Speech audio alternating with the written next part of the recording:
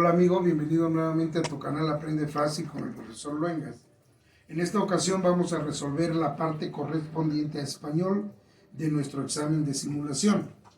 Para ello vamos a hacer varias lecturas. En base a esas lecturas están estructuradas las preguntas. Te recomiendo que regreses el video para escuchar nuevamente la lectura y de esa manera tenga congruencia la respuesta. La pregunta número 1 dice así: la función de las fichas bibliográficas es... Estas son las opciones. Resumir la información de un texto. Inciso B, registrar textos sobre distintos temas. Inciso C, mostrar los datos de un texto que se consultó. E inciso D, observar la información que nos permite localizar un libro. Hay preguntas cuya respuesta es muy contundente, ¿verdad? En este caso, la respuesta es resumir la información de un texto. Para eso necesitamos una ficha bibliográfica, siempre para resumir la información de un texto. Continuamos. Siguiente pregunta. Los siguientes elementos deben estar en una ficha bibliográfica. Número 1, nombre del autor. 2, editorial. 3, fecha. 4, edición. 5, título. 6, lugar. ¿Cuál es el orden correcto que deben tener los datos en una ficha bibliográfica? Bien, para resolver la pregunta vamos a escribir en el pizarrón los datos. Estos son los datos. Número 1, nombre del autor. 2, editorial. 3, fecha. 4, edición. 5, título. Y 6, lugar. Nos piden el orden, es decir, en qué orden utilizaremos estos datos. El número 1 sería el nombre del autor. En el número 2 estaría la fecha. En el número 3 estaría el título. En el número 4 estaría la edición. En el número 5 estaría el lugar. Y finalmente estaría la editorial. Perfecto. Entonces busquemos la respuesta correcta. Sería el inciso C. 1, 3, 5, 4, 6 y 2. Continuamos. Pregunta 3. La función referencial se utiliza en la noticia. ¿Por qué? Observemos las opciones. Inciso A. Se busca convencer al lector. B. Se genera polémica en el lector. C.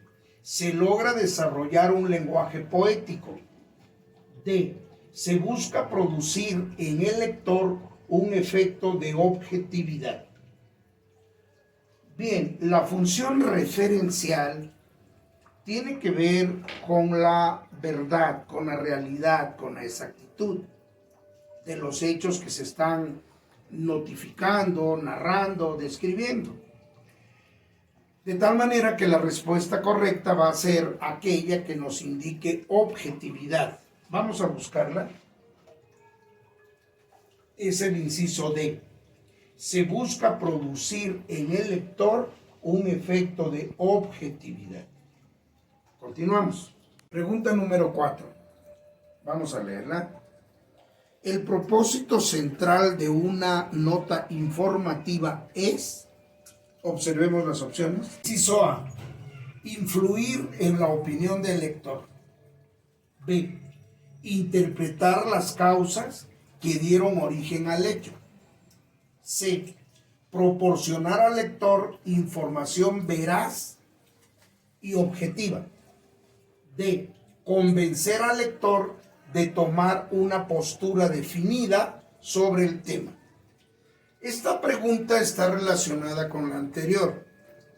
Una cuestión noticiosa obviamente tiene que ser objetiva, tiene que ser veraz. De hecho, esa es la naturaleza de la noticia. Busquemos entonces la relación de estos conceptos, objetividad y veracidad, para poder contestar correctamente la pregunta. Veamos, la respuesta sería el inciso C: proporcionar al lector información veraz y objetiva. Continuamos. Pregunta 5. Lee con atención el siguiente fragmento. Vamos a leer.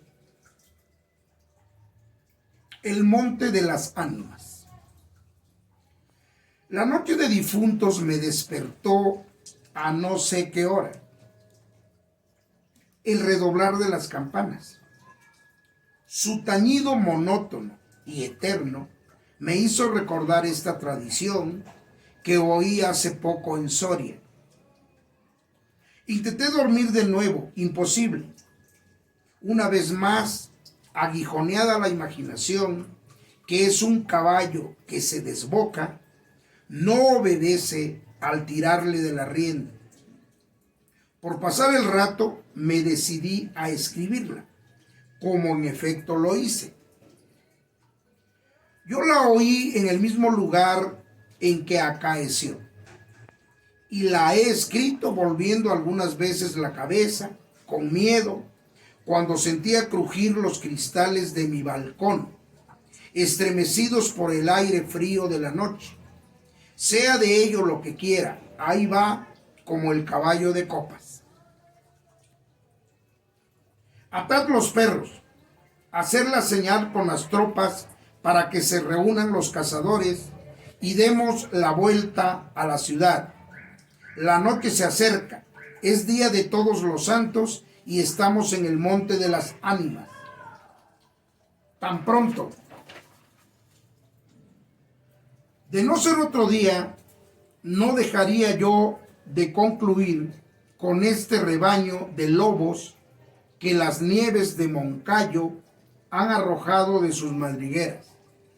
Pero hoy es imposible. Dentro de poco sonará la oración de los templarios y las ánimas de los difuntos comenzarán a tañer su campana en la capilla del monte. En esa capilla ruidosa va. ¿Quieres asustarme? No, hermosa prima. Tú ignoras cuánto sucede en este país, porque no hace un año que has venido a él desde muy lejos. Refrena tu yegua. Yo también pondré la mía al paso, y mientras dure el camino te contaré la historia. Los pajes se reunieron en alegres y bulliciosos grupos. Los condes de Borges y de Acudiel montaron en sus magníficos caballos, y todos juntos siguieron a sus hijos Beatriz y Alonso, que precedían la comitiva a bastante distancia. El fragmento es una parte del cuento El monte de las ánimas de Gustavo Adolfo Bécquer. Por su forma es una narración. Esto lo sabemos. ¿Por qué? Observemos las opciones. El asunto que trata es histórico. C. Cuenta una historia y utiliza tiempos verbales en pasado. D. Hace referencia a programas radiofónicos. Obviamente, este fragmento de una leyenda de Gustavo Adolfo Bécquer no es precisamente un documento histórico, pues naturalmente tampoco hace referencia a programas de radio. Gustavo Adolfo Bécquer es del siglo XIX, aún no existía la radiofonía. La respuesta correcta va a ser: cuenta una historia cuenta una historia y utiliza tiempos verbales en pasado. Efectivamente, es una obra narrativa, es un fragmento de una leyenda. Esta va a ser la respuesta. Inciso C, cuenta una historia y utiliza tiempos verbales en pasado. Continuamos. Siguiente pregunta. Ordena cronológicamente los siguientes párrafos para que el texto tenga coherencia. Leamos, párrafo número 1. Con el paso del tiempo, los cristales se redondean cada vez más debido a la fusión que ocurre a escala microscópica y se adhieren unos a otros. El poco aire que existía entre ellos es expulsado y entonces se alcanza una densidad entre 830 a 910 kilogramos por metro cúbico. La nieve se ha transformado en hielo. Ha ocurrido el primer paso para la formación de un glaciar. 2. La formación de un glaciar se inicia con la caída de cristales de nieve, los cuales, vistos al microscopio, muestran elaboradas y complejas formas con muchos brazos y entradas.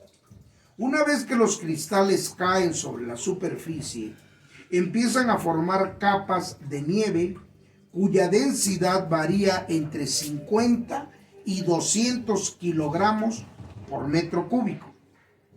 Párrafo 3. Estas capas se van apilando una sobre otra, de manera que las primeras quedan sepultadas. El peso de las capas superiores aumenta la presión, lo cual ocasiona que las puntas o aristas de los cristales de nieve se fundan y entonces los cristales empiezan a redondearse y reacomodarse, de forma que la densidad aumenta en un rango de 400 a 830 kilogramos por metro cúbico. En este momento la nieve se encuentra en un estado intermedio en el proceso de transformación a hielo. Muy bien. Analicemos la respuesta. Muy bien. Para que los párrafos anteriores tengan coherencia, la respuesta correcta sería el párrafo 2 seguido del párrafo 3 y finalmente el párrafo 1. De esta manera la lectura va a tener coherencia. Entonces, para responder una pregunta como esta, debemos leer con mucho cuidado para que observemos hechos, consecuencias. La propia descripción nos va a ir dando la coherencia y la congruencia en la lectura. La respuesta correcta sería el inciso B. Primeramente sería el párrafo 2, seguido del 3 y finalizamos la lectura con el párrafo 1. Continuamos. Pregunta número 7. Leamos. El siguiente párrafo está incompleto. Selecciona la opción que contenga los nexos adecuados para arreglarlo. Leo. Mariana escribió una carta para pedirle perdón a su amiga. Viene un espacio. Reconoció que la culpa había sido suya. Lloraba. Otro espacio. Escribía. Estaba segura de que tenía que hacerlo. Otro espacio. Una pequeña parte de ella se rehusaba a asumir la responsabilidad de sus actos. Ignoró la momentánea tentación de hacer caso a su orgullo. Otro espacio. No quería perder a la mejor amiga que había tenido.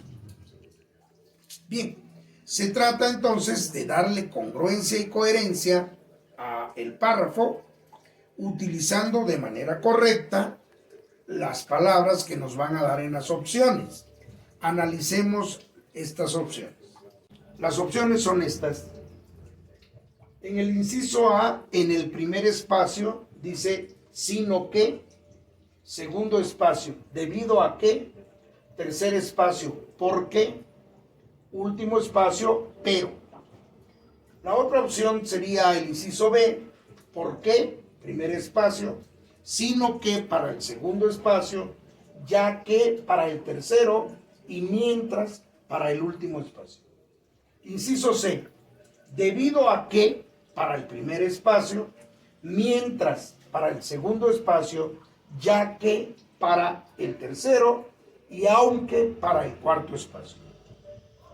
Inciso D, debido a que para el primer espacio, mientras para el segundo, pero para el tercer espacio y porque para el último espacio. Tú tienes la opción de regresar el video y escuchar nuevamente el párrafo. La respuesta correcta va a ser el inciso D. Debido a que, primer espacio, mientras, segundo espacio, pero, tercer espacio, y por qué, último espacio. Continuamos. Pregunta número 8. Selecciona la opción que contenga dos verbos conjugados en tiempo pretérito. Veamos estas opciones. Inciso A dice bailaba, comía. Estos verbos están dados en pretérito imperfecto, por lo tanto no sería la respuesta. Inciso C, hablaría, resolvería. Es un modo condicional, no es la respuesta correcta. Inciso D, cantará, bailará. Bueno, pues es futuro, de tal manera que la respuesta correcta sería terminó y escribió. Estos están dados en pretérito. Continuamos. Pregunta número 9, vamos a leerla. Selecciona la oración en que las comillas se utilicen correctamente. Vamos a ver las opciones. Inciso A, la bebita se llama Domitila. B, entonces me dijo, esta es mi parte. C, la vida es sueño, diría Calderón de la Barca. D, César trabaja mucho, dormido en su escritorio. Eliminemos algunas opciones. Por ejemplo, dice, la bebita se llama Domitila. No tiene aquí por qué ir este nombre propio entre comillas. Esa no sería la respuesta. B, entonces me dijo, esta es mi parte. Si observas toda la oración, está entre comillas. Esto obviamente no tiene razón de ser. C, la vida es sueño, entre comillas, diría Calderón de la Barca. En todo caso, las comillas tendrían que ir en el título de la obra, La vida es sueño, en caso de que quisiéramos hacer resaltar el título de la obra. Sin embargo, aquí la opción no encierra, entre comillas, el título de la obra, sino el autor. Esto sería incorrecto. D, César trabaja mucho dormido en su escritorio. Si tú te fijas, el verbo trabajar, está entre comillas, como irónicamente, ¿no? Es decir, nadie puede trabajar mucho durmiendo en el escritorio. Es decir, se está dando de alguna manera un sentido de jocosidad, ¿no? Y por eso se pone entre comillas. La respuesta correcta será el inciso D. César trabaja mucho, dormido en su escritorio. Es como cuando decimos algo así con ironía y decimos entre comillas. Continuamos. Pregunta número 10. Lee las siguientes oraciones. Número 1. Leo porque me gusta entretenerme en silencio. Número 2. Abandonamos la casa debido a que estaba embrujada. Número 3. Jugamos a la pelota después de desayunar. 4. Oigo música mientras escribo. 5. Primero estudiamos para el examen. Después vimos películas de terror. 6. Platico al mismo tiempo que barro. Selecciona la opción que contenga ejemplos de sucesión y simultaneidad respectivamente. Analicemos las opciones. Se nos está pidiendo ejemplos de sucesión por un lado y de simultaneidad por el otro.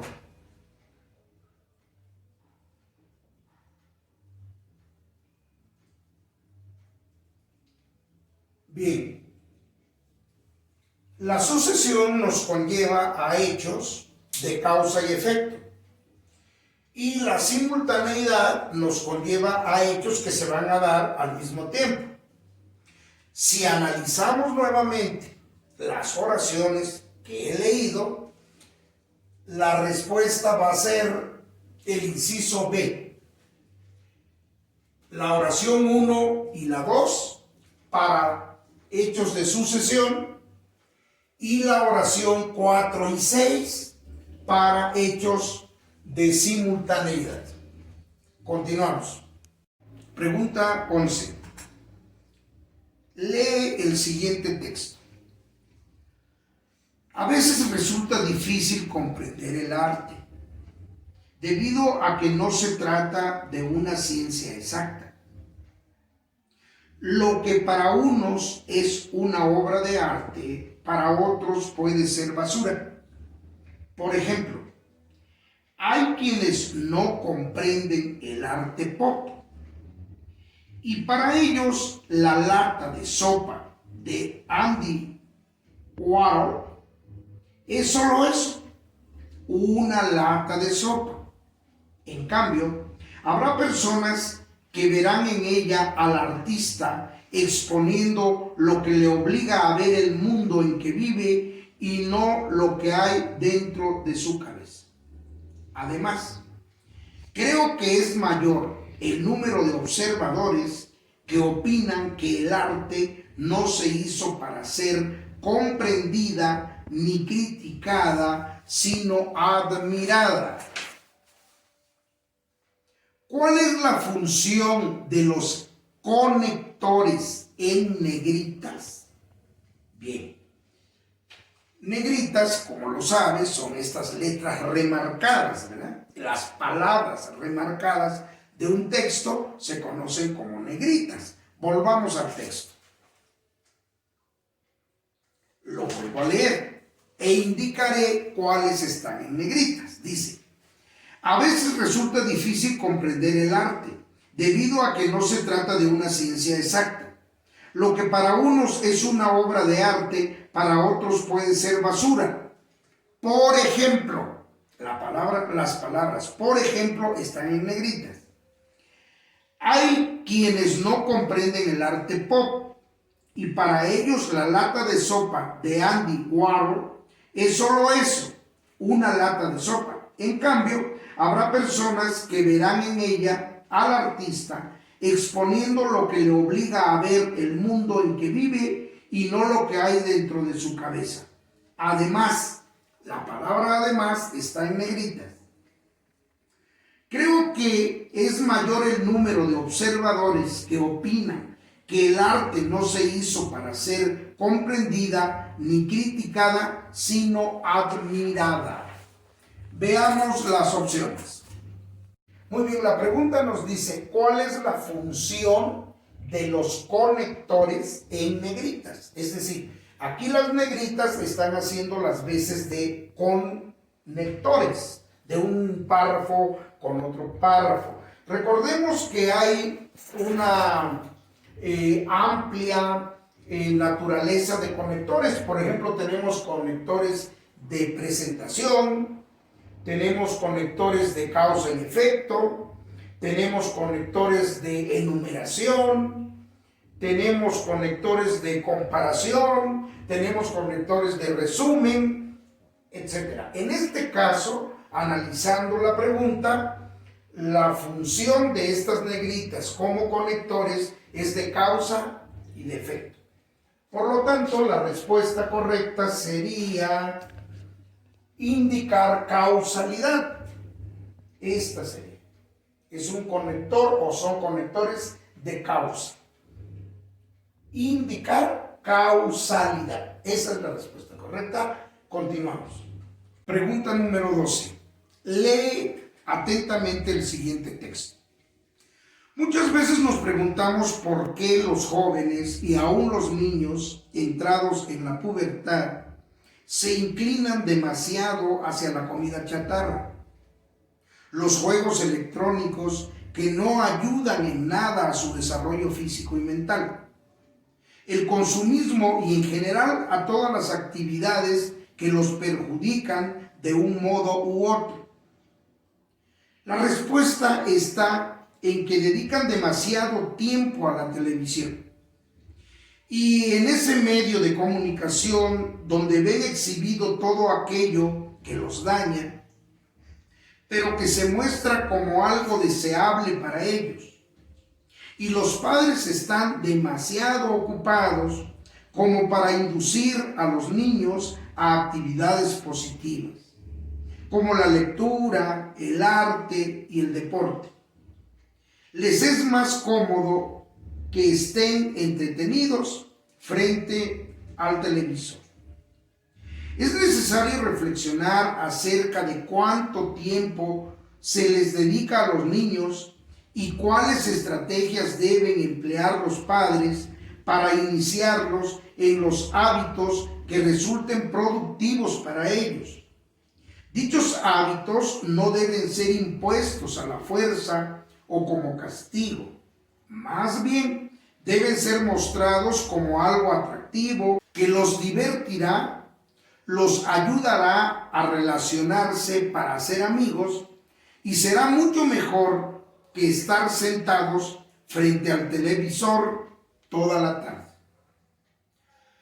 De las siguientes opciones, ¿cuál presenta dos argumentos en que se apoya el texto? Veamos las opciones. El inciso A dice, reflexionar sobre cuánto tiempo se les dedica a los niños y cuánto daño les hace la televisión. Allí hay dos argumentos bastante sólidos que van a fundamentar el texto o al texto. Veamos el inciso B. La televisión es la principal fuente de entretenimiento de los niños. Es la clave de su buena educación. Obviamente, pues esto es absurdo, ¿no? La televisión no es clave de la buena educación de un niño. Eliminemos el inciso B. C. Las actividades positivas no son exhibidas en la televisión. De ser así, los niños las aprenderían. Tampoco esta opción puede reforzar como argumento al texto. La televisión es el medio de comunicación más importante. Solo los niños de cierta clase social pueden disfrutar de él. También esto no es precisamente un argumento sólido para reforzar al texto. La respuesta correcta es muy evidente, es muy obvia, es el inciso A. Reflexionar sobre cuánto tiempo se les dedica a los niños y cuánto daño les hace la televisión. Muy bien, amigo, con esta última pregunta hemos terminado de ver la parte correspondiente a español. No lo confundamos con habilidad lectora, es otro fragmento de nuestro examen. Aprovecho para enviar un saludo muy afectuoso a mi hermana Consuelo, le decimos Chelito, es protagonista de uno de mis poemas. Te quiero mucho, hermana, te admiro. Hasta el próximo tema, amigo.